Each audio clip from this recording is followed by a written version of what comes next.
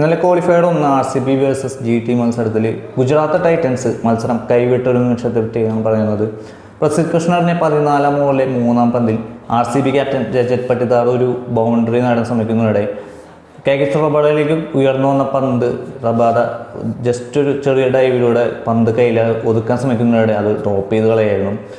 Rajat Patidar score 20-ൽ നിൽക്കുകയാണ്. അദ്ദേഹത്തിൻ്റെ ആ ഒരു ചാൻസ് റബാഡ മിസ്സാക്കി കളയുന്നത്. ഒരു പക്ഷേ ആ ഒരു ക്യാച്ചിലൂടെ രജത് പട്ടിദാറിനെ പുറത്താക്കാൻ സാധിച്ചിരുന്നെങ്കിൽ മത്സരഫലം തന്നെ മാറിപ്പോയേനെ. രജത് പട്ടിദാർ ഇന്നലെ 93 റൺസാണ് RCBക്ക് വേണ്ടി നേടി RCB ഒരു കൂറ്റൻ സ്കോറിലേക്ക് എത്തിച്ചതും അതുപോലെ തന്നെ ഗുജറാത്തിനെ വലിയൊരു തോൽവിയിലേക്ക് നയിച്ചതും രജത് പട്ടിദാറിൻ്റെ ആ ഒരു ഇന്നിങ്സാണ്. ഇതിനു മുമ്പ് 14 റൺസ് നിൽക്കെ ബട്ട്ലറിനൊരു ചാൻസ് ഉണ്ടായിരുന്നു, അതും മിസ്സാക്കി കളയായിരുന്നു. പക്ഷേ അത് കുറച്ച് ഡിഫിക്കൽട്ട് ചാൻസ് ആയിരുന്നു. അപ്പോൾ ഇന്നലെ പ്രസിദ്ധ് കൃഷ്ണറിന് ആ 14-ാം ഓവറിലെ 3-ാം പന്താണ് ശരിക്കും ഗുജറാത്തിനെ തോൽവിയിലേക്ക് വീഴ്ത്തിയതെന്ന് തന്നെ വേണമെങ്കിൽ പറയാം.